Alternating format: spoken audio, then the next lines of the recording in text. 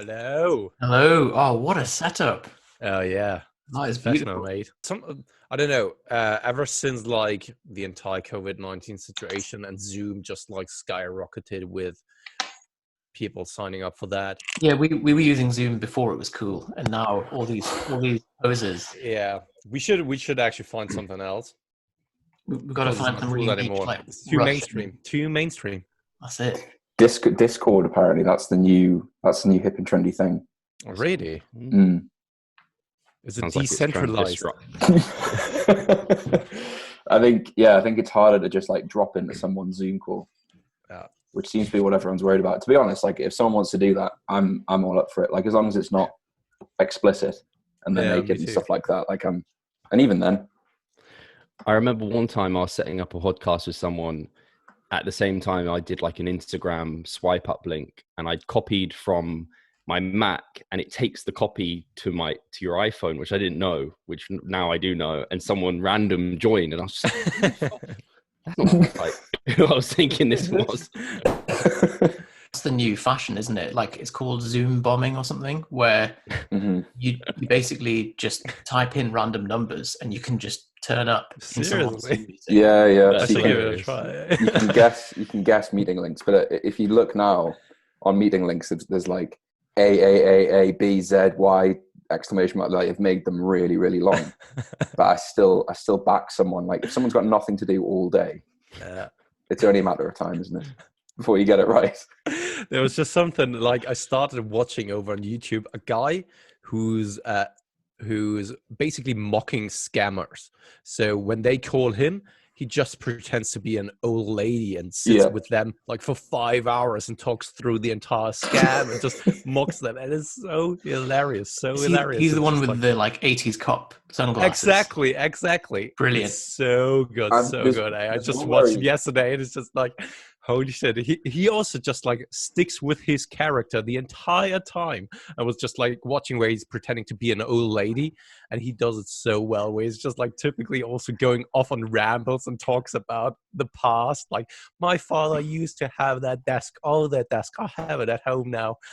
He's got amazing commitment to the character. There's another guy who I'll find the link for you, Pascal. It's like he goes into absolute depth in tracking down and finding the scammers, and he managed to Yeah. somehow hook up to their CCTV, and so he could see who they were from Oh man, his machine, and he Oh, was like collecting data on them, and he got the authorities to come and sort them out. And crazy. They are legends. Like honestly, the people who are scammers, just like I can understand where they're coming from. Most of the time, that stems from desperation and just like typical crime anyway, right?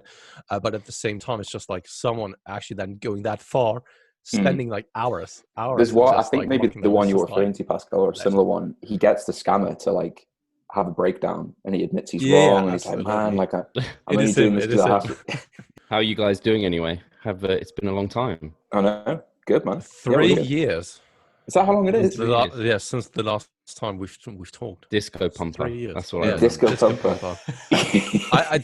I just remember because I think it was the first time or the first podcast I've ever been on. So yeah.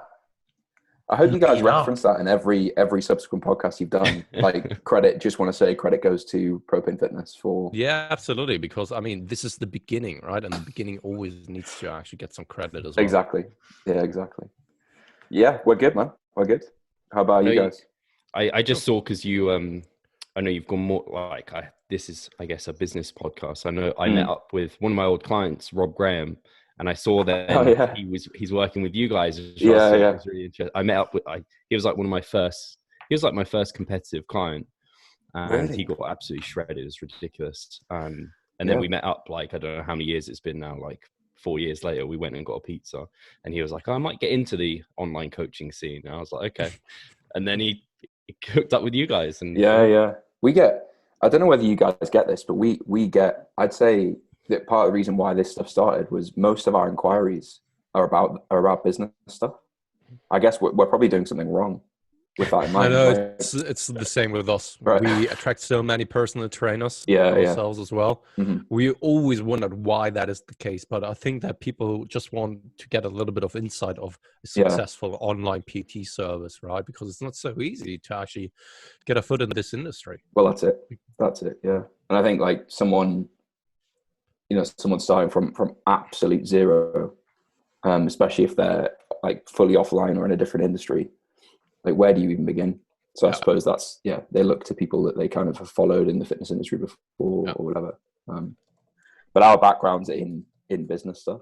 So I think we're like, oh yeah, like that sounds fun. But yeah, we can talk about all that. Absolutely. So you guys ready? We usually just roll into these things. Yeah. I think you two have done a couple of podcasts before, haven't you? So a couple of them. This isn't new for you. I just turn into an interviewer every time I go on a podcast. I'm like, you get some big names on, man. Like you've done some good roundtables and stuff. I keep seeing them on my YouTube suggested.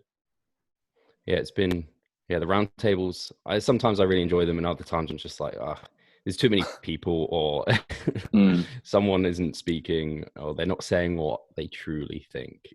That's normally the case. So you're like the ring in the ring, like preventing Mike Israel from punching Eric Helms. And the scariest one was Lyle and Mike. That was the scariest one. Christ. Pascal set up. I've not watched that one. But not intentionally, though. It was just like, I don't know, typical Lyle, he had one of his, I don't know, periods where he was just like going wild again. And this was over in our YouTube comment section. And of course, no one else is seeing that. So I actually then reached out to the other guys so that they could defend themselves in that situation. Right? Because I think it's unfair when you're just like talking shit about someone else without them knowing about it. And this is all where it then stemmed from. And we could actually manage to set up a debate between Mike and Lyle. And man, we got so much shit from Lyle. Really? Also, like he was sending us emails like, I just wanted you to know that you're a fucking son of bitches and I would never come onto your podcast ever again. I just wanted to get this debate over with. And, Wow. Yeah. I think we were just saying to Menno last week that like if you haven't got in trouble with Lyle McDonald, then you're not really like when you know that you've made it in the industry. Yeah, absolutely. It's everyone's like welcome to the fitness industry on the internet, isn't it? Like when you get your first like nasty Lyle McDonald message, you're like, I've made it. Yeah. But Yusuf did something like I can't remember what you did, but it got like Lyle really to sort of get his group. He has like a Facebook group. Oh yeah, the Prana Phase book. Yeah. We released that one, and then he basically said like that we stole all of his ideas and the principles behind it. Yeah. And he was upset Mike made the forward, and that upset him as well. Oh God. Right. Yeah. You know that Mike and Menno are living next door to each other? For real? Yeah. But just for a temporary amount of time. Just temporary, yeah. Yeah. It's just a COVID setup. He's still a digital nomad, isn't he? Yeah. I don't know why. That was one of the first things Menno said in the podcast when we interviewed him last week. And Yusuf and I just found that idea is just hilarious, isn't it? Yeah. You're like, okay, you're Mike Israel. Like, oh, you're Menno. You know, I saw them do a live together. The supermarket. That was interesting. Yeah. Like, are you guys 2 meters apart? Or how's lockdown been for you guys? Just the same as normal. Yeah, I mean, we are meeting up on a weekly on a weekly podcast anyway, and we are talking about like how's training going, how's nutrition going, and over the past couple of weeks it was always like nothing to report really. It's just like so mundane. I mean, our lives anyway, they are very similar each and every single day. We're doing the same routine, same stuff over and over again, but especially now it's just like when there's a lockdown, especially you guys in the UK can't leave the house or just leave the house for one walk or so. I mean, in London, isn't it like that, right? You just have to run from the police. They chase you. And thus it's just like, super boring stuff, but it is what it is at the moment, right? We will survive that, hopefully. Where are you at the minute, Pascal? In Berlin, Germany. In Berlin, yeah. So my cousin's in Berlin. He says like they're basically not really locked down. It is crazy because I think it's so irresponsible of so many people because it doesn't really, I mean, even if you're not part of the risk group, right? You can at least have the courtesy of trying to protect other people, especially when this new study has come out where they've shown that what was it again? 5 out of 10 people don't even notice any kind of symptoms at all, right? But you still carry the virus. And my mom-in-law, she's actually part of the risk group. So she had like pre-medical conditions in regards to her lungs, and also she's 60 years old. Luckily, she had the virus without even noticing it. But we actually took the measurements to actually protect her for a while, up until the point where she actually had the test and was tested positive. But I think that, I mean, it doesn't really take a lot from, or it's not too much to ask for to just stay at home, or at least wear a mask. It takes like a couple of seconds just to wear a mask or some gloves. So why are people complaining about it? I simply don't get it, to be honest. It's just an authority thing, I think, isn't it? Like people don't like being told what to do. Yeah, even if it's like grounded in evidence and science, it's like, wow. Yeah, and people are just like, to be honest, and this is no news, people are just stupid, and most of the time when it comes to that, they are not critical thinkers. They are reading then an article somewhere or hearing it from an uncredible source that it's not as dangerous, it's not worse than the flu or what else, right? But yeah, 5G, man. It's all about 5G. Yeah. We'll get shut down.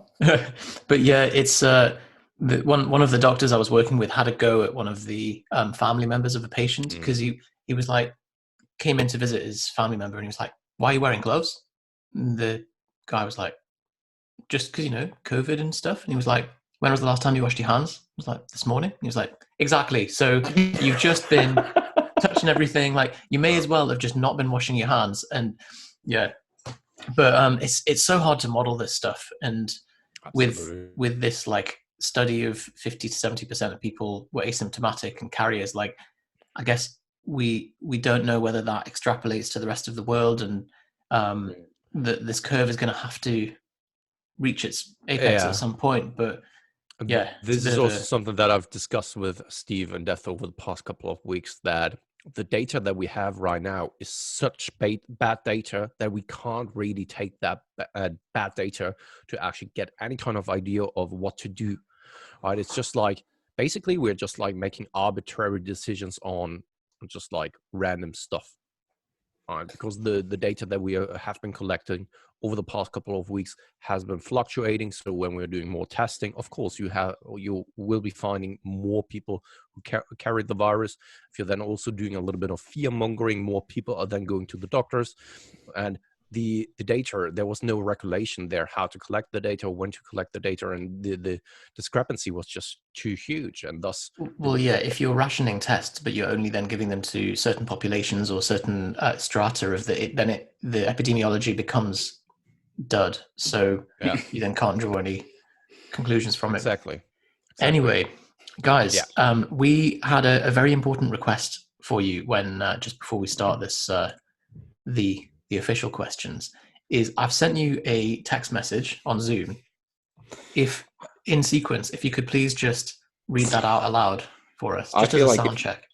I feel like if you give it in text, it's easier. Okay. Is this to stay together, or one person and the next? One person at a time. I think really the challenge is, when you listen to anything like this, you think, well, how do I know these guys are credible? How do I know I should listen to them? And I think our acid test is the pronunciation of the following sentence. Oh god, this is going to be particularly challenging. I feel like I'm going to fail at it, but it should be more challenging for Pascal. German. If you fail, it'll just be the square we send you to promote on Instagram. So but the good thing is that I always have an excuse, right? That I'm not like exactly strong English. There's some pressure on Steve, really. Exactly. So you're going first, Pascal? No, you actually go first. Oh, geez. So I have to say both sentences, okay? Yeah. So not from Propane Fitness to everyone. I'm not the pheasant plucker. I'm a pheasant plucker's mate. I'm only plucking pheasants because the pheasant plucker's late. Congratulations, Steve. I'm not a pheasant plucker. I'm a pheasant plucker's mate. I'm only plucking pheasants because the pheasant plucker's late. Oh, that was like, right on the edge there. Everyone's just waiting for pleasant fucker, aren't they? That's what everyone's wanting to happen. Congratulations, guys. There's a full. I've googled it and I found there's like a full story of it. It's like 1,000 words. We could just make the whole podcast that, to be honest. If I read it quickly, I'd screw up.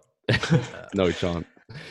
So, guys, would you rather have a cat with a human face or a dog with human hands and feet? Tough one. The dog. So I'm a Yes, dog I'm a guy dog myself as well. man. So I would more so prefer a dog. The challenge with that is what you're giving to the dog is thumbs. So then the question becomes, what is the dog then able to do? Like if you give a dog opposable thumbs and proper grabbing mechanism, like can they open a door if they want to? Like can they can pick stuff up now? They can like stop you from doing things that, you know. How strong are these hands? Well, that's one but then question. On the They can spot contrary, the me. question then with the face on the cat, what could the cat then do? Could it make like facial able to speak? expressions of human beings as well? Could it speak? That would be scary. It would creep me out. Yeah, exactly. When it's lying, so the behavior of a cat with a human face on it as well. Just imagine that. Well, because it would just be like, Yeah. wouldn't it? Like cats seem fairly expressionless, but is that because they can't make expressions or because they're expressionless? And they By are default. just like assholes. Just like throwing stuff off the table and stuff, right? And just imagine it looking at you, just completely emotionless, and just like throwing things off the table, and you just think, you hold a grudge against me, or what is it now? It's quite. I find it quite hard to know where you are with a cat. I think like, you think, like, does it like me? Does it know? Whereas a dog is just unconditional. Like, you're my best friend, and I don't care what you do or what you say. You're still. I may have hands now, but it doesn't matter. You're still my best friend. Would it give you a massage? And I'm not talking about like a massage, but more so like just when he's walking over your back, that it's acting like one. That would be amazing, actually. That would, yeah, it would. You could exchange belly rubs. Spotting's a good one, especially for like the home gym scenario. Yeah. Like help you get the dumbbells up into place. Yeah. But again, the question is, how strong are the hands? Just imagine they could train with you. You can make them strong. It's good. Yeah, just like. Just imagine he comes to you, and right now it's more like if it's a typical dog, he touches your face, and now when he has a hands, he just slaps you in the face the entire time. Then he could also make the argument of like, okay, does he just act as if he loves me, or does he actually hate me and just pretends as if he does love me? So would you have to wash them as well? Oh yeah. That's the other question. Like, because you don't wash a dog's paws, do you? No. Or at least I don't. Maybe I should be doing that. But like to get rid of the COVID risk. But you just assume, well, he's not touched any handles. He's not touched any surfaces where humans have touched. But now, maybe they are. Well, the other problem is that if dogs are like pound for pound stronger than humans, and suddenly you give them opposable thumbs, like they can do a mixed grip on the bar, you may end up like coming in the room and Steve, you just see your dog doing pull-ups on that pull-up bar, and you're like, like with like 50 kilos around its waist. Because we'll never know. Very scared, actually. We'll never know. We'll never know. Maybe we will. Maybe we will in the future. Maybe that's the end point of the virus, isn't it? That like it turns into dogs having hands. Transform people. Where was it again? In some kind of a show or series. Was it like Rick and Morty or so? Where there was kind of cross pairing of different species or so? I don't know. Anyway. We'll have to look it up though. Yeah. If there's dogs with hands.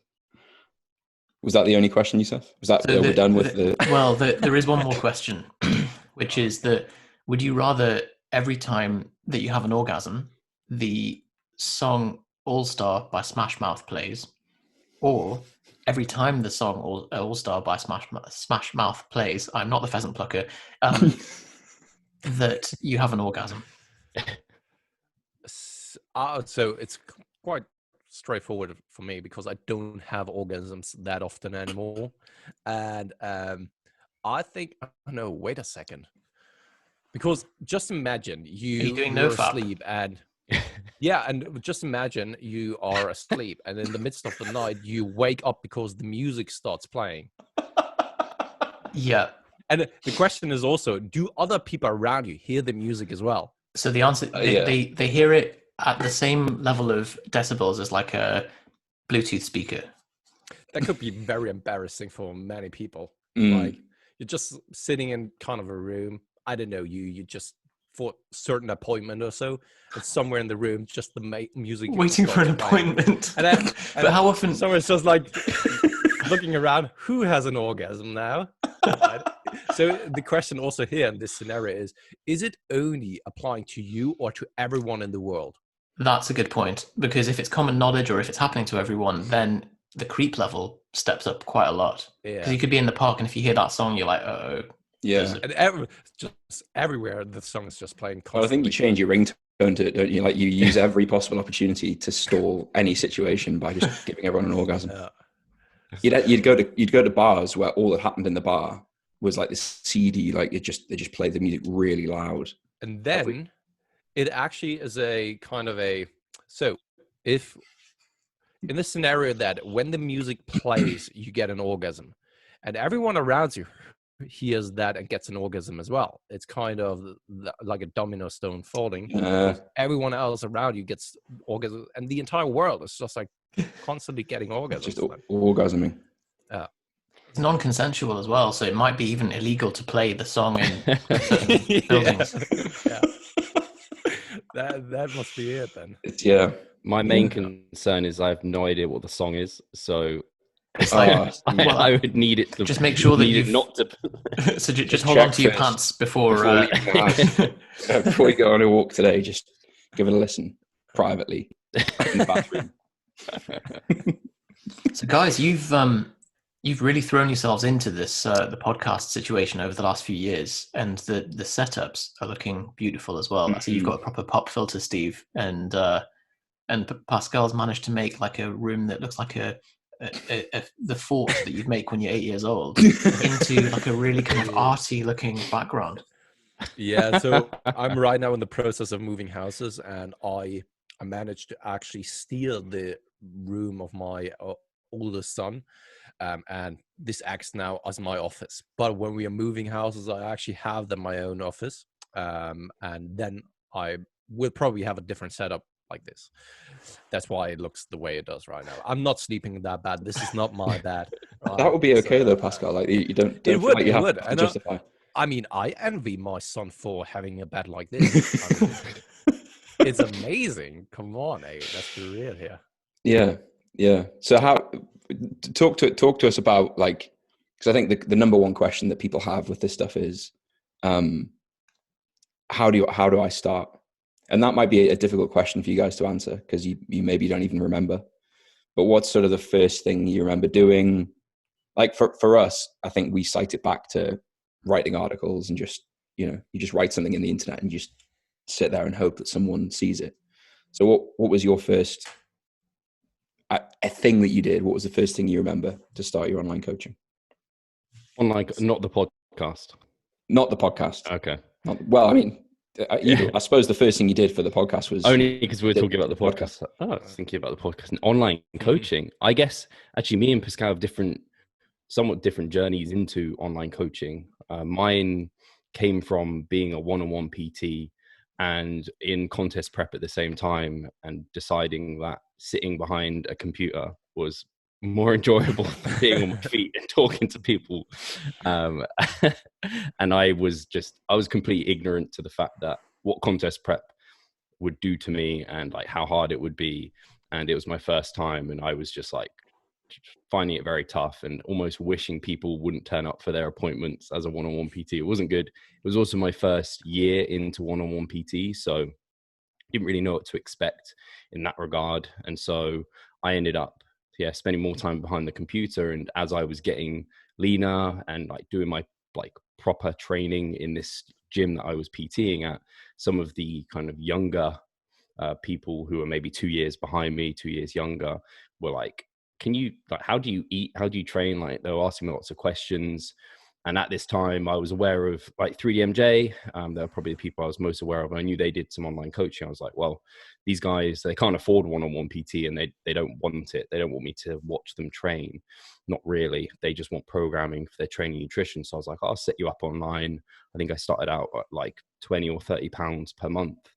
Training these guys, and I just started getting results with them to the point of which I think I was earning like just under 20k, and like over the year. And I decided that it was a good idea to go full time into that and move into London with my girlfriend. And then I just like, at that point I was like, well, there's no turning back now. I'm an online coach. This is what I do. And so then I just started, like you guys, writing articles, and I think the kind of point that helped me a lot was they got picked up by the Personal Training Development Center. I think that's what it's called, PTDC. And they started becoming like articles of the week, and that started getting me into the face of people who might be interested in online coaching, a lot of personal trainers, obviously, and that might stem to why we still currently coach a lot of personal trainers, because it kind of came from there. So that's kind of I almost landed into it. It wasn't like I'm going to become an online coach. It was, I'm going to become a personal trainer. And I sucked at that because I just didn't have the energy and the effort to go into it. And I just loved sitting behind a computer and looking at Excel. So it's the introvert's dream, isn't it? Yeah, me too. So you already had your pool of online clients like that would kind of come to you organically through your PT work by the time you started developing an online presence. And then by doing that, you started to kind of increase your pool, increase your prices, and create more of a brand. Yeah, I think I started with, well, actually, I already had like a YouTube channel, and I was like documenting my awful progress and my awful videos and some vlogs, and that was called the Fitness Hub. And then I changed to Revive with Steve Hall, I think it was initially. And yeah, the people I was picking up were local people. And then they've started referring, and then it started becoming like people I used to go to school with. That was like, they were never my friend, or I didn't really know them that well. It was just, they saw that I was doing this thing and getting results. When it starts moving out in the layers of like close friends to acquaintances to people who you don't know to, and I think this kind of matches with the style of content that you guys put out, which is, it's very detail oriented. It's very, I guess it very much appeals to personal trainers or people who have really got a cerebral interest in training. The articles that you've written for us, or that I've seen, like you did a great piece on reverse dieting. These are all like really methodical, systematic kind of pieces for someone who has been training for some time and wants to really optimize their physique.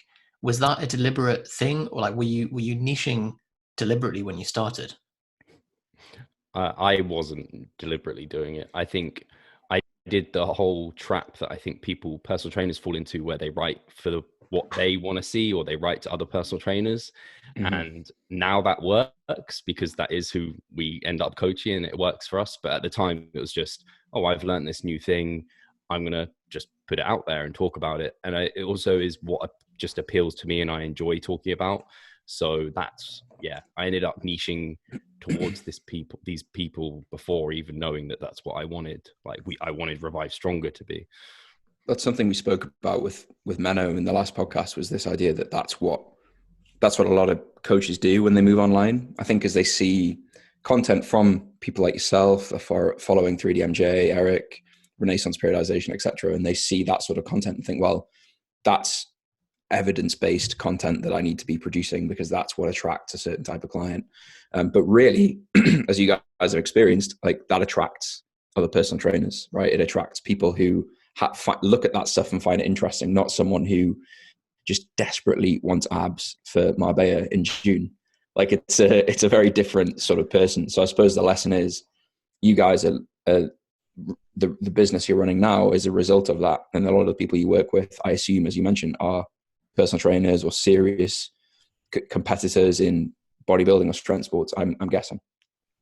Yeah, absolutely. Yeah. And the problem is, or so many people come into the industry, such as Steve already rightly pointed out so himself, is that they want to attract the wrong person or the wrong clientele.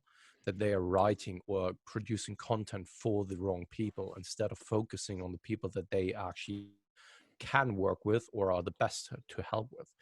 So when someone is transitioning into online coaching or just wants to do that and has been an offline personal trainer, most of the time these aren't high-level bodybuilder athletes or so, but they are just like typical Joe who just wants a six-pack or so. Mm-hmm. So then writing super complex articles, while it worked, so I'm not saying that our articles are super complex, but they are just a little bit more advanced for, or too advanced for the typical Joe who won't just Disco want a pumper. six-pack most of the time. Yeah. And when it then comes to someone like Stronger by Science, so Greg Knuckles, his articles are just like very in-depth, right? Yeah. And probably the only articles you ever need to read for something like, I don't know, the entirety of a deadlift or so. So the problem that many people are now facing is that they are getting into the industry, or they want to actually become an online coach, but they are not taking into consideration the people that they want to work with. They are only writing and producing content for the wrong type of people. So just so that an Eric Helms does see their article and hits a like. While this is satisfying in the short term, this doesn't pay your bills. And this is what I typically see in the industry, that they are trying to please or get confirmation from the wrong people. And this is actually what leads to them not being successful in the long term. This is a really good point, and I think these are two things that you guys have done absolutely right. Like you've totally nailed it with your creation of content, which is, one, you've realized where your domain of competence is, and it is in catering to these people and kind of communicating that science to people who have the discipline and have the work ethic and the interest in these sports to take it to a higher level. And so there are a lot of people that will read an Eric Helms article and they think that because they've seen the knowledge that's it, they're suddenly the expert on it, and they just produce like a distilled kind of scientifically shitter version of the same thing, and they wonder why it's not getting any exposure or any traction. Whereas, and what that says is that that's not their domain of competence, and they actually need to look at what they can do, who naturally comes to them already. So it seems like you guys have like found where you're competent, doubled down on it, and also you seem to have evolved really well. I don't know whether this is deliberate or not, but you've evolved with the global preference or global decline in attention span. That it seemed like initially, same as us, we were kind of writing long articles and quite kind of attention heavy stuff, and it's progressed onto, like, it seems like most of your content is across podcast and Instagram. I don't know if that's accurate, but it seems to have moved very much with the curve of people moving towards that stuff and looking for kind of quicker, easier content to consume. No, absolutely. And I think that this is just a natural progression on our end. It wasn't deliberate. Like most of the time, I think that there is definitely something to it that we thought like, okay, do a little bit of an experiment here. We invest a little bit of time into a project and see how the return is. This is also what we've done with a certain series for different podcast avenues. We've realized like the amount of effort and time that goes into a certain project isn't worth the return anymore. This is also one of the reasons why we are actually not writing articles anymore, because first and foremost, we fell out of love with that. And secondary, the time investment is just like not worth it at the moment, because there are so many other people that are doing a better job at writing an article about a certain topic, and the amount of depth that some people put into that. Once again, let's just bring up Stronger by Science.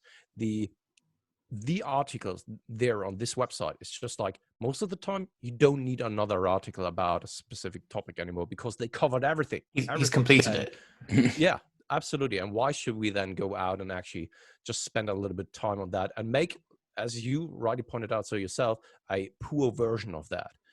Doesn't make sense, right? And this is also then, I think, why we progress more and more towards also being a little bit more anecdotal when it comes to making use and taking advantage of the coaching experience that we gained over the past couple of years, because experience is worth so much. You can learn so much about theoretical things, right?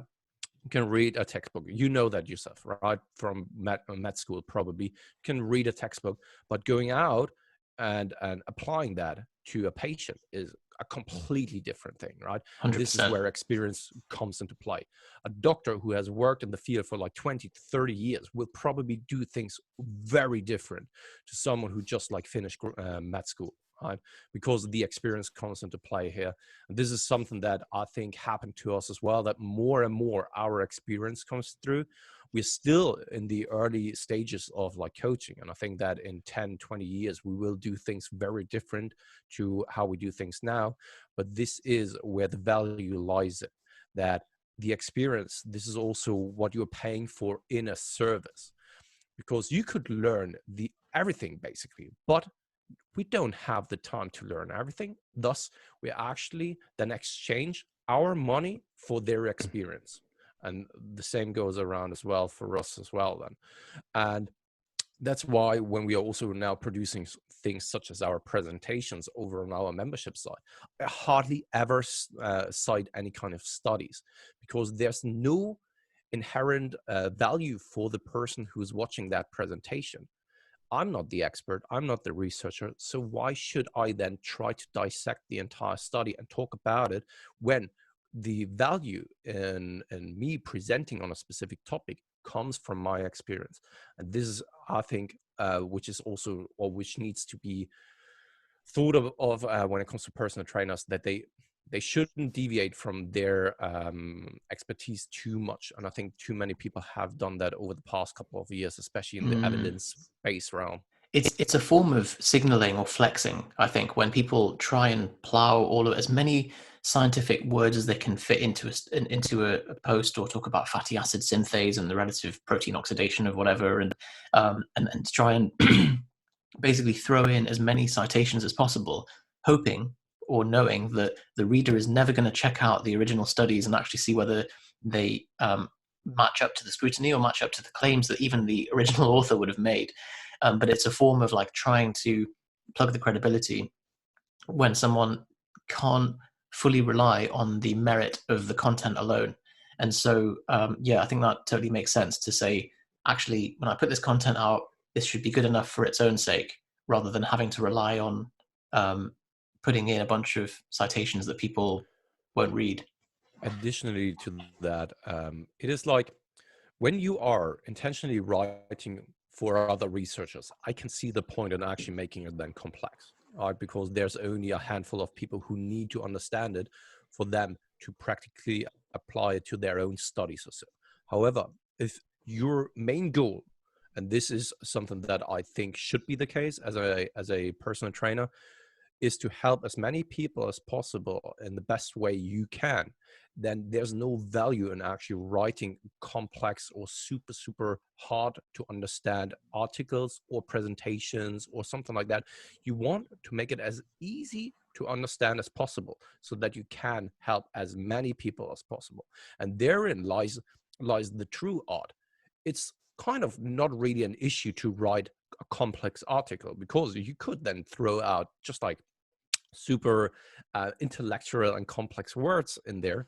However, if just a minority of people, like 10 out of 100 people, can understand, like truly understand it, there's no benefit in that. However, if you are able to reach all of those 100 people and every single one of them was able to understand it and go out and actually practically apply it to their own training or to their customers or so, then this is where you have won. And this is also where I think most people will then be successful at. Mm-hmm. Because when we take a look at just like typical authors, most authors weren't successful because they were writing in a super complex manner. No, the ones who are most of the time successful are the ones who make a complex topic understandable for the gen pop. Because I think if people look at the online fitness world now, a lot of people, especially in the UK, will think of someone like James Smith, who I'm guessing both of you are familiar with, right? So people have strong opinions on him either way, but what he's successfully done is taken the idea of calorie balance and almost in the most watered down version, like Eric Helm's pyramid, right? The kind of distillation of how do we take all this information and make it into a framework that someone can actually go out and do something with. James has popularized or made that idea accessible to Gen Pop clients. He's made it entertaining, made it something that someone actually wants to listen to and consume. And I think that really what you're saying, Pascal, and I 100% agree, is the value you add as a coach is your experience kind of wading through all of this stuff, figuring out, this is important, this isn't important. When I tried this worked, etc. And packaging that into something that appeals to the person you're trying to reach, which doesn't necessarily mean, how do I produce an article that is there's a distillation of Eric Helm's nutrition pyramid book, or how do I take some of that information and say, actually, this is one thing you might want to try today. This may be how you want to arrange your week based on what I've seen to work, based on some of the current information in my industry. But I think the industry often stays too much inside itself, if that makes sense. Like, people, as you say, write articles because they want Eric Helms or another authority to like their post, rather than how do I take this outside of the industry and make it relevant for my target market or the population I'm trying to help. No, totally. And I think this also stems from confidence, because when you step into the field, you're not as confident behind the things that you are preaching and the experience that you've gathered so far. Because there are so many people who have been in the industry since like 10, 20 years, and you're just like, okay, can I really debate them in the experiences that I've made already, right? So when there's a lack of confidence, then you're trying, of course, to get a stamp of approval of certain credible people in the industry. And I think that this is where we've also, over the past couple of years, we're able to help another. So Steve and I just like support each other in like shit testing our methodologies, our approaches. And I think that we are on a good way of becoming a great coaching service, but also at the same time, we are still in the early stages of becoming good coaches, right? We are still human beings. We are still making mistakes, but from those mistakes, we can reanalyze and reflect upon these mistakes and make them better in the future. And by that, we can actually then go out with a little bit of a confidence, or more confidence, in saying like, yeah, I made a mistake, but I'm learning from those. And because of that, because I learned and I gathered some experience, now I can wholeheartedly stand behind that and actually have my own opinion and my own thoughts on a specific matter, instead of just like parroting what other people are preaching. And this is something that you commonly see, unfortunately, in the industry, that you're just like, or that so many people are just like repeating what they picked up somewhere else, without actually making their own experiences and also building their own knowledge about the things that they are seeing and experiencing. And then marking that as evidence-based, because it's come from someone who references some research, right? So it's copying that person's the same as copying someone who believes Herbalife is the way forward. It's just mimicking someone else's opinion. So I completely agree with the confidence thing. Like, something we hear a lot is, how can I possibly become an online coach when there's the likes of Menno with all of the content he's producing? It's so complex. He clearly really understands research and how to distill that into an article. How can I compete with that? And it sounds like what you said before, Steve, was the people you started working with were people who perhaps were similar to yourself, but a few years previously, and people that sort of knew who you were. There was some low-hanging fruit sort of in your immediate circle that was similar to yourself. Absolutely. And I think, like you said, the initial growth was people seeing me getting results and then being interested in, how are you doing that? And I think it's become like you guys are just talking about, science is only so valuable. Like I was actually literally saying this to Charlotte yesterday. I was saying how she could be an online coach. She could just use someone else's photo, use someone else's transformation photos, quote some science, and she could probably pick up, like, I don't know, she could be an online coach. I don't know if she'd actually get any clients, but she could now look the part, at least from the outside in. Whereas I actually think too many people focus on the science and they end up maybe like looking at someone else's infographic, copying it, changing it slightly and trying to put their spin on it. Whereas actually it's still personal training, it's still coaching, and people are looking to get that person. Like, they want to work with like ReviveStronger because they've seen me and Pascal sharing our progress. They've seen us talking on the podcast, and they're like, you sound like someone for me. You like, you guys have the same like morals or values, or like, you just seem like people we want to work with.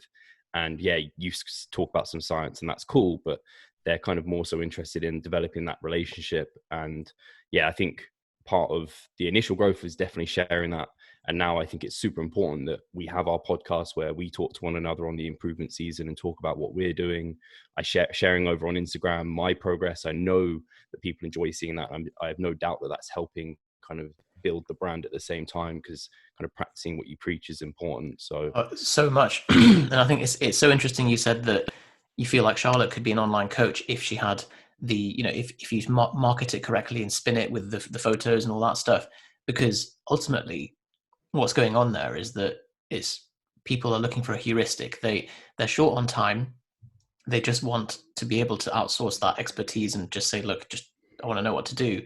And yeah, so if someone has walked the walk, as you guys absolutely have, like having these photos up is almost just a little subtle kind of, oh, by the way, we also do the things that we recommend, and here it is, it's worked.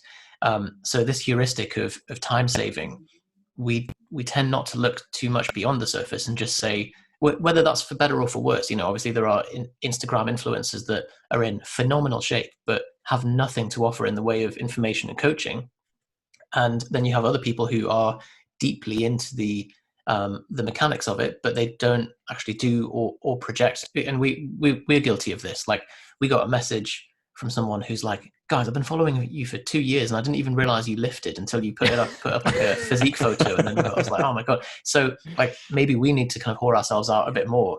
But it's so interesting that you've got this kind of this time saving thing, and people are short on time and they make these mental shortcuts. And sometimes that can be used to your advantage, as you guys have done. Sometimes it can be used in a bit more of a dishonest way. So I don't know if you've heard of Matthew Walker. He did a thing called Why We Sleep. It was a book recently, and some really obsessional dude online went through with a tooth comb all of chapter 1. Have you seen this? Yeah, I have. And he goes through every citation that he picks up, and he goes to the original text and he goes, that claim's not valid, that one's not valid. And he just at the end he says, like, I'm only going through chapter 1 because this has taken me bloody ages, but it's just to point out that, you know, we can't kind of make these shortcuts all the time. So I think a winning combination that you've pointed out, Steve, is that you have the methods, you've got the client results, and then you're showing your own journey in this as well. Yeah, I think the amount of times I've had, like, as much as I don't think it's necessarily right, we have to realize that humans are humans. And Jackson Pios recently posted an article on it. We recently were on another podcast talking about it, where, like, as much as it necessarily isn't, like, being a good coach doesn't mean you have to be in shape and be amazing yourself and follow, like, practice what you preach. But from a sales perspective and from the outside looking in, people look up to their coach, I think, a lot of the time, and they pick their coach as someone that they respect, they admire, they kind of look up to. And I think, and I've had it multiple times from my clients being like, oh, you're looking in great shape, and like, oh, the reason I signed up with you or like went to ReviveStronger is because I saw your journey. It was like, well, if you've done that, then I can do that. And as much as I have many kind of like moral disagreements sometimes with it, because it doesn't necessarily reflect like what that person can do, what they can get in terms of their genetics and what they actually have, their lifestyle and everything. And maybe some of the results that we get was like, despite what we did, at the end of the day, people buy like what they see. And I think part of even being an online coach, even though it's not one-on-one, you're kind of what you're selling is yourself, and you kind of are your own advertisement in many ways. So I think the way you show your physique, but also talk and kind of respond to people says a lot. Yeah, and it is. I think people forget very quickly that it is still just a business, right? And people buy things for specific reasons. Like it may offend someone or upset someone, but I always use a coffee shop example. I don't know why, but if you like take yourself out of the online fitness world, because it's a bit of a weird bubble. If you've got like a barista who's been making craft coffee for like artisan coffee for 10 years versus someone who's just started making coffee, like there's going to be a bit of a difference in the demand and the experience of that. And so I think it doesn't necessarily have to be that someone's in incredible shape, but you still have to have value to offer someone that isn't just regurgitating what you've just learned, which is why people ask us a lot, how can I present myself as an expert if I don't feel like I'm in the best shape, or if my clients lift more than me or whatever? I think it's it's someone that is earlier in the same journey that you're on is the easiest person to position yourself as an expert to, because you can legitimately say, well, look, over the past 2 years, these are the things that didn't work for me. Just avoid that. These are the things that I found work best for me. That's where I'd allocate your time and attention. And that takes away from, I'm not in as good a shape as Steve, therefore I can't compete with Steve. It's like, well, maybe you don't have to. Maybe you just help someone who's similar to yourself, who's not quite where you are yet. And you're still, as you say, I think the point of people aspire to be like their coaches. People want the results that they have. That's still relevant in that transaction. That's still there's still a timeline still makes sense. But yeah, it is a challenging thing to get around. If someone wants to be a great powerlifter or a great weightlifter or a great bodybuilder, like, they're going to look to the best people in the field naturally, aren't they? They're going to look to the people who've achieved those results, whether we like it or not. Yeah, I think the problem there is also that people are then complaining about other people that are successful, instead of wasting your time complaining about the other people that are successful. Try to make or use your time a little bit more efficiently, right? It's like you said, no one is starting with their business and the business is just perfect. Every single successful business in the world has had a starting point, and now they are where they are. That doesn't mean that they end producing goods or services any longer because they are now just satisfied with their revenue. That doesn't also mean that they came from a point where everything was just like super perfect. There was a natural development over the years, but the service or the goods that they've provided from the get-go had a certain appeal to a certain demographic. That's why they were able to grow and get some revenue, where then they could grow from that one even further. And this is something that you can then see for yourself as a personal trainer, whether it is powerlifting, whether it is bodybuilding. You start where you are starting with your body composition. So let's just break it down to something like bodybuilding. This is your starting point. That doesn't mean that your brand and your representation of the brand will look like this for the rest of your career, right? Start working, start putting in a little bit of work and effort, and it will naturally progress from there on. This is how every single business grows. You are making mistakes, you have some setbacks, but also you have a clear vision and something unique that only stands for your brand. And this is also one of the common flaws I see with many online personal trainers out there. They are trying to be desperately to be someone that is already in the field. You don't need to be another Eric Helms because we have an Eric Helms. You don't need to be the next Mike Israel because we have a Mike Israel. Try to be you. There's a particular reason why people will then come to you, because it is only you who can offer that to them then. And this is also where I think it falls back to the confidence kind of thing. We were more confident, or we got more confident over the years to just be ourselves.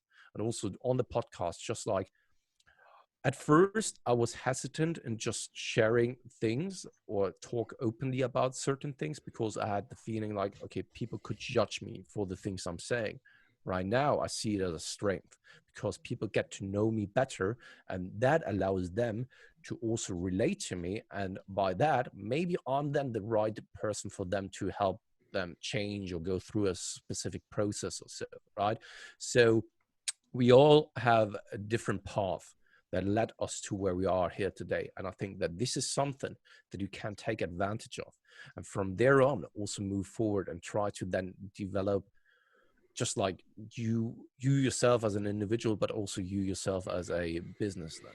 Such a good point. And we have made so many goofs in both fitness and business over the years as well, exactly as you said, where the common thread has been that we've always been making high quality content and delivering a high quality service to our clients. But around that, we've made so many errors of either niching wrong or coming across wrong in content, exactly as you said, trying to avoid pissing anyone off and staying within the very narrow barriers of being vanilla.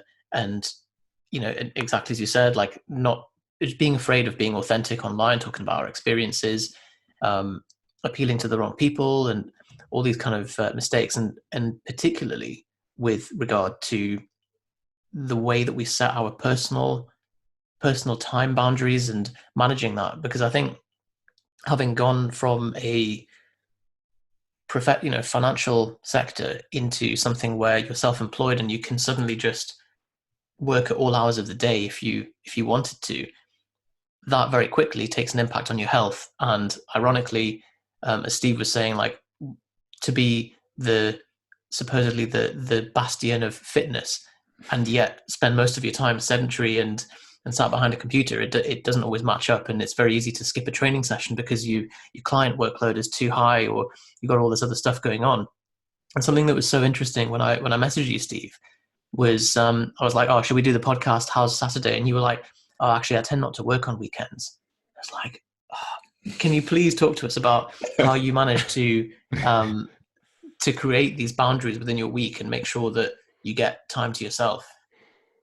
Yeah, for me, when I was first getting into it, I mean, I was just like on my own, just doing everything. And it was like, there's just always something to do. Like you said, when you're self-employed, there's always something we could do. Like if I wanted to, we could start writing articles again, and that would take that. I could fill all my spare time now having to like mock those up and do those. So there's always something you can be doing, and that can be like a blessing, because for me and Pascal, we love working, and we know we're both working towards like a vision of ReviveStronger, and what that means to us is huge. So that's really nice. But at the same time, sometimes it means that, like, I don't know how much holiday we took last year. This year, I don't think either of us have taken anything yet, and we have no plans to, obviously, at the moment. Not really. And we like put in our contract, just I think it was like last year, for clients that we had like the same amount of holiday as what a normal job would have. And like, we're both probably looking at it like, we're just not going to take that, are we? It's just not going to happen. But we put it there, and actually Pascal said, we spoke yesterday about it, and he said, like, in future we'll probably get better. And I think over time we have got better. I've got better at being more precious over my time. I certainly used to do podcasts, like I would just say yes to any time. For interviewing guests, even if it was like at really awkward times or weekends, I'd just do anything, because it was just a case of I didn't feel confident enough in the podcast and the business where I could turn down opportunities. But as the business has grown, as we've got more comfortable with things, as my systems have improved, like I'm more concerned about having like set times of doing things. And one thing I will say is, I'm not sure I'd be as good as I am with everything if Charlotte wasn't in my life, because a lot of my hours are kind of like, well, I can't work now because Charlotte would literally kill me. Like, she has weekends off. She normally is home from work, or at the moment she's working from home. So that's interesting. But she finishes at like 7:30. So that's kind of like my cap off time. She's not working over the weekends. So I tend try to not and work on weekends, at least any like proper work. Like, I'm always going to check emails. I'm always going to kind of catch a client or two, and I'm always going to be on Instagram, which is kind of semi work in some ways.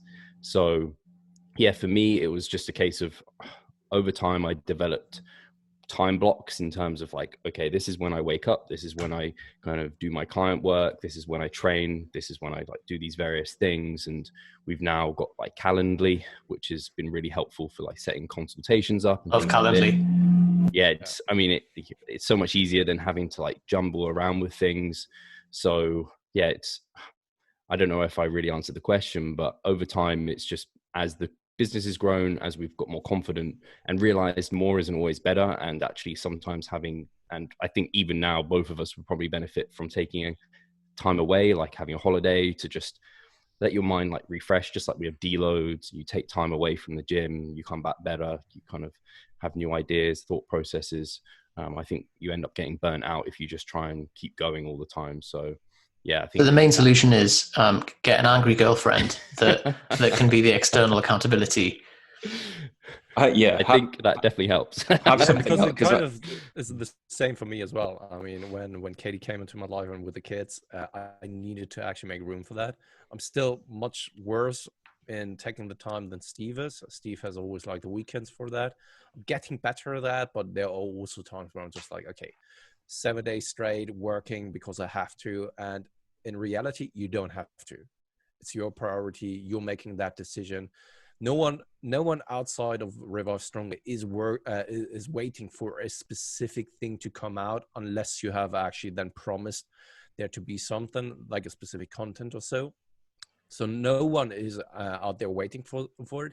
There's not an agency that has a million budget and you need to actually put out an ad at that time because that product is launching at that hour. So the only pressure that you're putting out there is basically you are creating that pressure and you're creating the problem then. And yeah, because of that, you should also then prioritize and schedule things accordingly. Once again, sometimes it's just required that you need to work a little bit more often or longer. That's absolutely all right. But I think that it's what Steve said, have somewhat of a schedule or structure in place so that you are deliberately taking some time off and some time away from working, because otherwise it will end up like this. And I think that you guys probably know that when you're trying to study for 10 hours in a row, how efficient are you then in actually then remembering the things that you've read and learned? Probably not that much, right? So if you're then trying to study for an exam in 1 week, probably not that much will stay in your mind.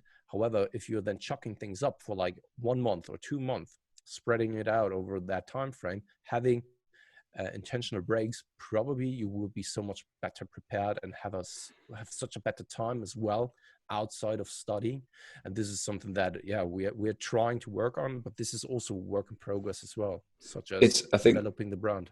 The work in progress thing's huge. I think a lot of what you guys are saying, I think Yusuf and I will resonate with a lot. Like I think both of us, like even on holiday, to be honest, like I'm waking up early and like sneaking in a bit of work before Becca gets up.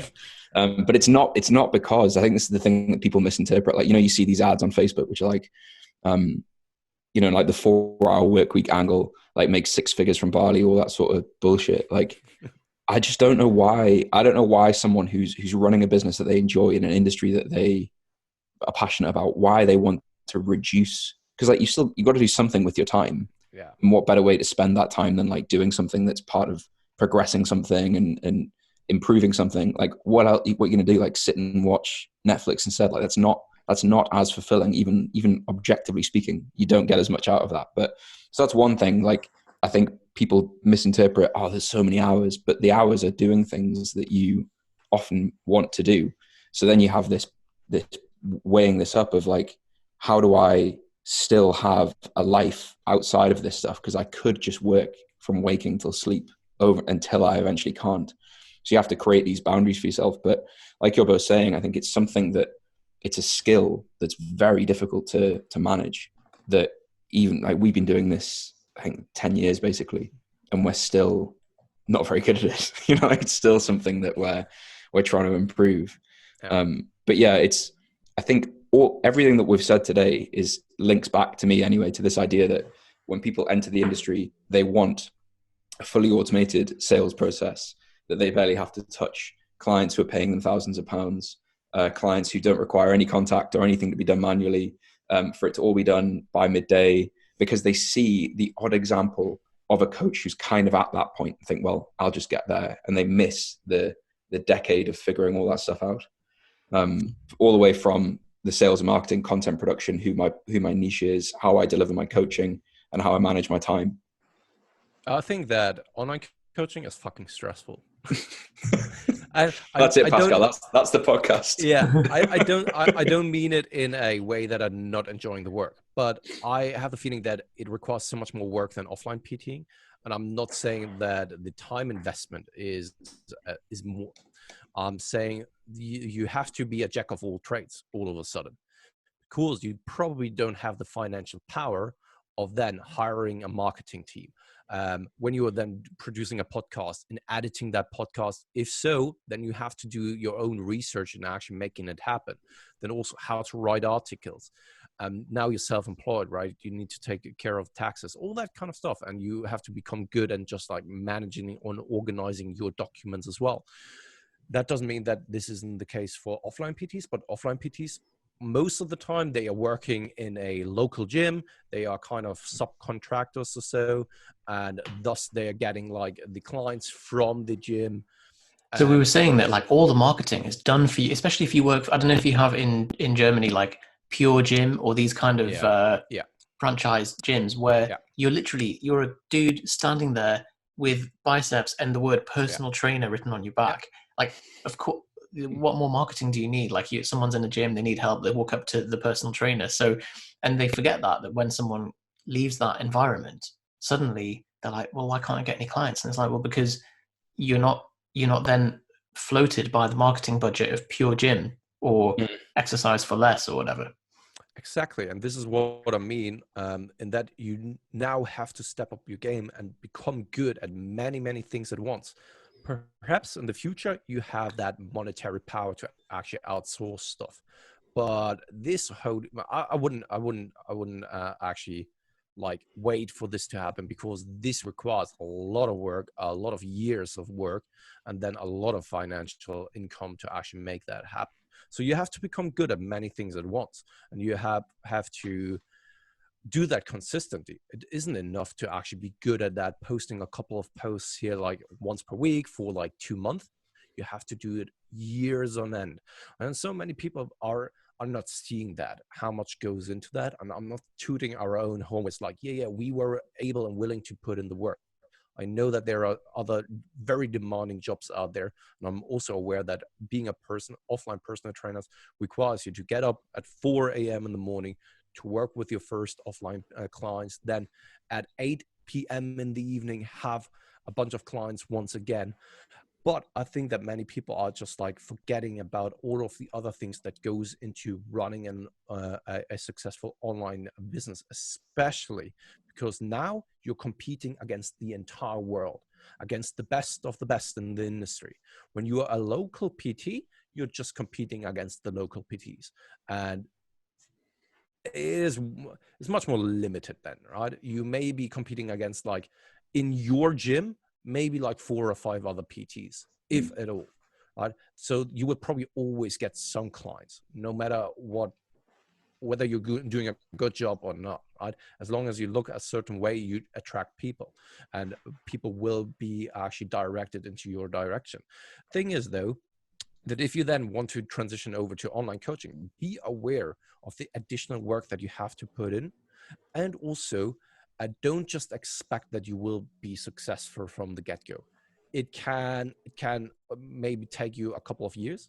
Maybe it will go very, very quickly if you are appealing a certain demographic, or maybe it will not be fruitful at all. And I've seen many people fail because they had the wrong expectations, they didn't have a system in check, and also they were trying to compete against just like too strong of companies. And this is what economics, I mean, when you're in a free market. It's like when you have someone who's like, oh, I'm learning to code. I've gone on codeacademy.com and I'm building the next Facebook.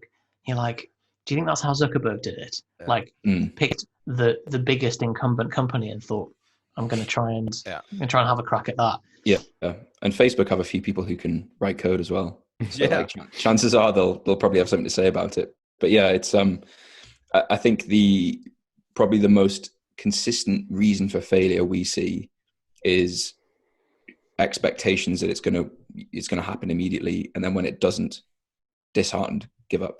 And again, we are constantly saying, if you are moving from being what is essentially, or aside from legal status, what is essentially an employee of a gym, where there is a pool of people who've already paid to be there, they have already made it to the gym, they are already looking for help, and that is still difficult to get a client. You're taking yourself out of that infrastructure, going up against everyone else, and you think that there's going to be immediate success. Like there's the odd person who may see that, but most people won't. Yeah, and if you're then blaming someone else to not be successful, Yeah, then it's a lost cause, because so many people are like, they feel entitled to actually get some clients online, but this is not how reality works. No one is actually coming to you just because you believe that you earned some clients, and that it would be fair to have some clients because someone else has that as well. Yeah. You just may look from the outside on a different company, and you may think and perceive it that way, that what you are doing is much better. But if no one else knows about that, you won't get any kind of clients. You're a personal trainer after all, and thus you should first and foremost focus on these things, what makes a good personal trainer, and then you need to find a way to let other people know that you are a good personal trainer. And it's, I think, picking the advantages and the disadvantages you want, right? It's like we've all said, one of the downsides of online training is there's not necessarily a boundary put in place for you. Like the gym doesn't shut, or, you know, your clients can contact you any time of the day, especially if you're working with people internationally. But the advantage of that is if it works and you get it to the point where you're living off it, it's a very high profit margin. It's very flexible. You can do it on holiday. You can work when you want to. You can train when you want to. And I think that's what, you know, the typical scenario of someone's frustrated by the 4 a.m. wake up and the 8 p.m. restart and getting home at 11 p.m. They see the flexibility and how appealing being an online coach would be, and perhaps don't acknowledge some of the frustrations as any business has, right?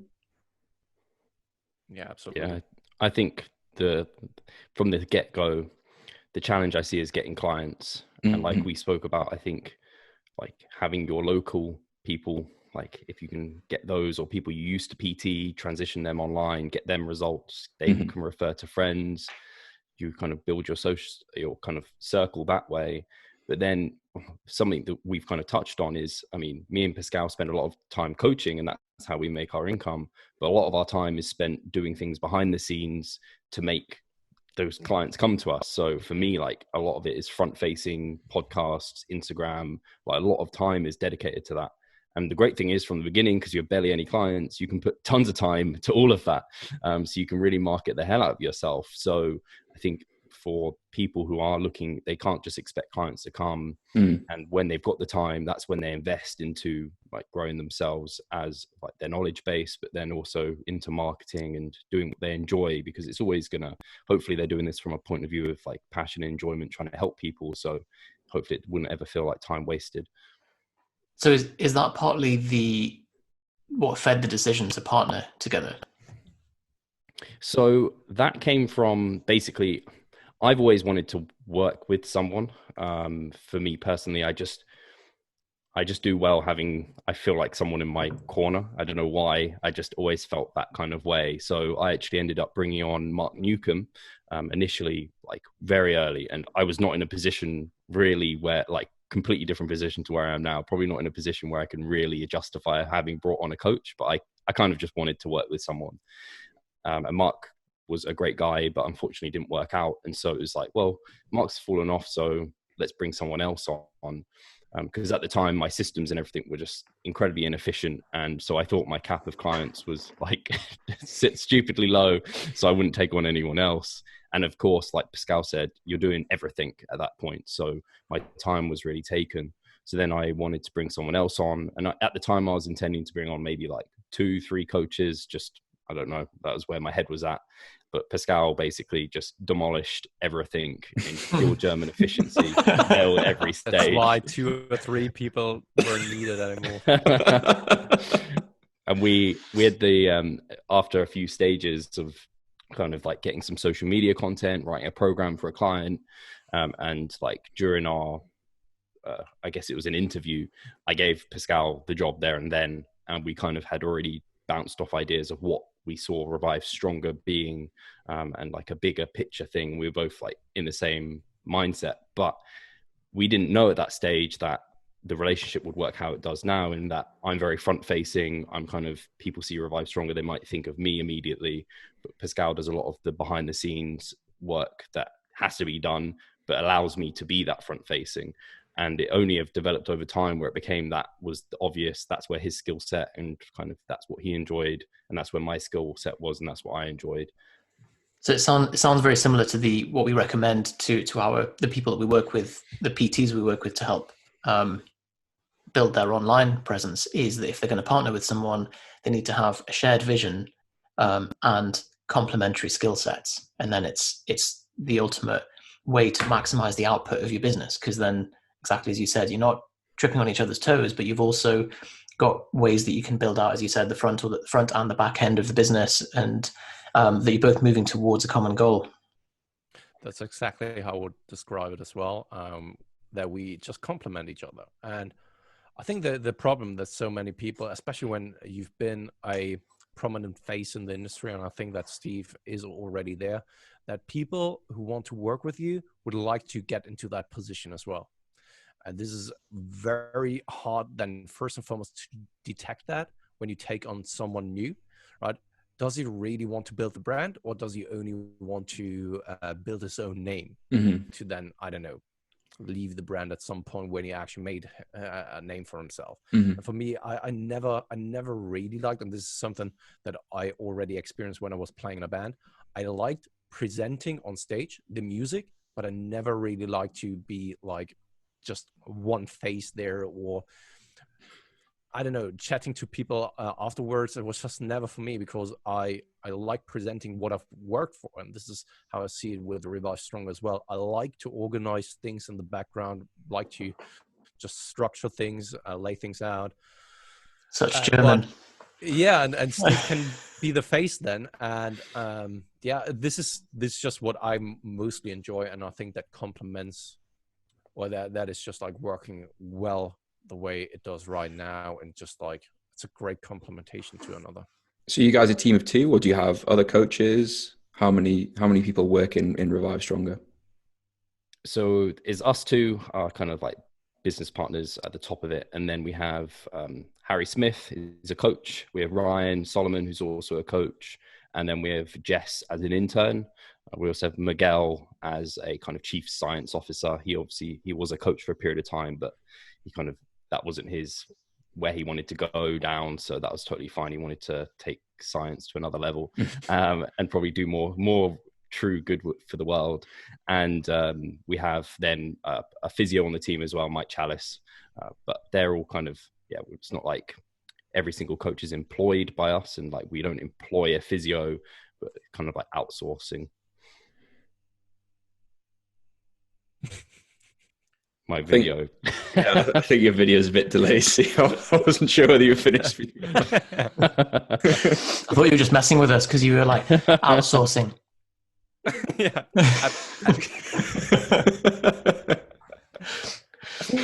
That's cool. So it started with you, Stephen. You kind of built the brand out.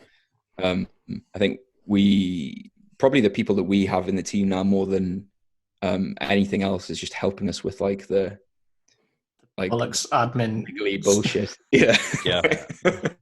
I think that's for us, like the first thing we always suggest that people think to get off their plate is, what are you doing every day that it doesn't have to be done by you? How could it be done by software or someone else? Because I imagine you guys find the same. It's the thing that weighs you down the most. Like it's the thing that you look at your to-do list for the day and you're like, I have these 3 needle moving projects to complete. I have these clients that need my help. And then, I also have 6 hours of admin to take care of. That's like an inevitable side effect of the business. So I think like when you've, when you're working in like a salaried job, and, Johnny and I suppose are sort of painfully aware of this recently, is that you're not only not incentivized to be productive, to be efficient, to increase your output, you're actually penalized if you work more efficiently because you're just given more work. And so the frame shift when you're self-employed is that, as you both said, you become so precious over your time. Like I am militant over my time because like you just think like that. So people were taking the piss out of me at work because I was like, I've got someone that just irons my shirts. Like I give them the bin bag of shirts and they just charge £1 per shirt, and they come back with it's all hung up in plastic sheets. And I was like, that's brilliant. And they were like, what? That's so lazy. Like you don't iron your own shirts. It's like, no, like, right.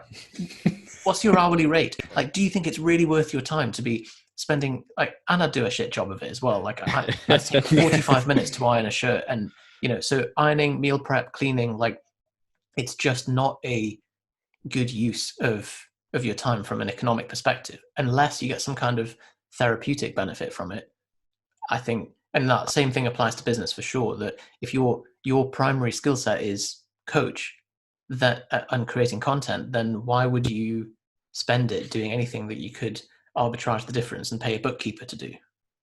No, absolutely. And funny that you're bringing that up, because last week on the Improvement Season podcast, we just talked about that, because I'm adamant about having a cleaning lady at home, because I could do it myself, definitely, right? But I'm exchanging time for time that I have then available for other things that may actually produce more income, or that is then better spent with things that I do like, right? Mhm. Such as spending time with a family or so. And yeah, that's also one of the reasons why I get very personally offended when someone is saying, I don't have time. And then they spend each and every single day 4 hours in front of Netflix. It's just Mhm. like, no, you have time. You just decided to spend that time with something that you may enjoy, right? But you can't tell me that you don't have time for certain things. Mm. Get that person to send a screenshot of their screen time on their phone. Yeah. That's the most painful conversation. But yeah, it's I think you realize more and more. I think one of the nice things about running a business is you start to really realize these things. Whereas I think, that, as Yusuf says, like as an employee in another business, you're working for someone else, you receive a salary each month. You kind of know how the business works, sort of, but you don't really familiar with all of the aspects of its functioning. And then suddenly you have to make these decisions for yourself of, well, I could spend an hour doing this, or I could give that to someone else, or I could not do that at all. What's the best way to make that decision? And I do think it bleeds into other areas of your life. You start to make judgments and value assessments on how do I spend my time? How do I spend my money? Is that the best way to do that, etc. And you end up getting some of the eye in your shirts. Yeah, absolutely. The work ethic, ever since I'm self-employed, my work ethic is just so much better because sometimes when I was employed, I thought, why should I do that? It's basically that. It's like Yusuf said, I'm not getting paid extra. So why should I put more effort and work in than required? I don't have anything from that unless you want to make a good career in that industry or so, right? But overall, I think it's also very fulfilling. If you have your own project, you are your own boss, so to speak, but also the own boss in how big can this company or this brand become. So if you only want to have a certain or decent income to make a good living, perfect. Hey, yeah, you are your own boss in that regard. But if you want to have something bigger and you just want to, I don't know, become a millionaire, whatever that means then to you personally, you can go out there, you can put in the work and effort, and you can prioritize. No one is holding you back. Whether this is actually then possible for you, time will tell, right? But you can try your very best to actually increase the likelihood of it to happen. And I think that is so fulfilling as well, just like also in our industry, because we're helping people. If you're then at a point where you are able to help a certain individual to achieve their goals, which doesn't always happen, right? Let's be real here. It doesn't always happen. But if you are then able to help them, it's so rewarding at the same time. And if you're by that also building your brand and becoming more successful, it's kind of double as rewarding or twice as rewarding. And it's so nice. It's so nice. It's fulfilling from a personal development perspective, but at the same time, you're doing something good for other people as well.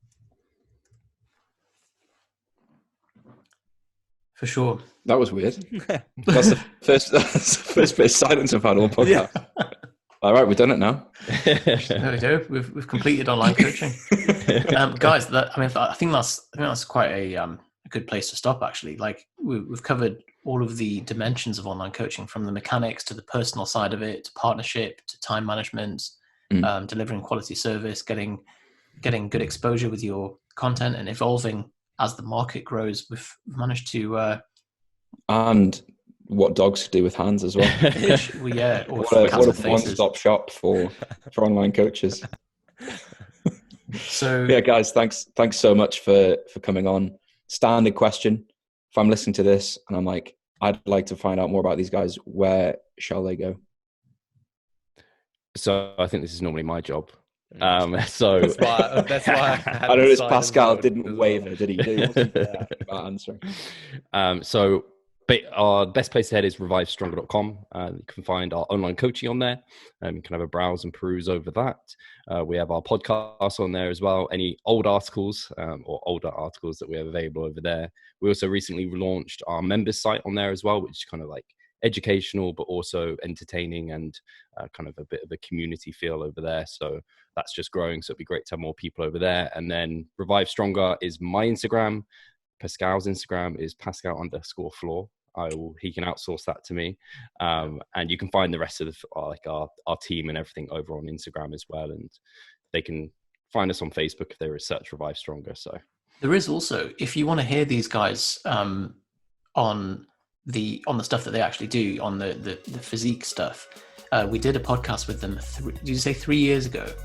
Yeah. Which I think is still an absolute corker.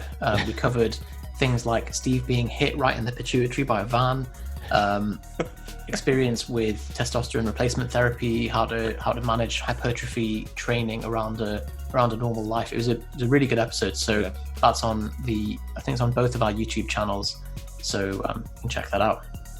And sorry in advance because my English was terrible at that time. When I'm listening I thought it was that, I was just. I thought it was better, Pascal. Oh,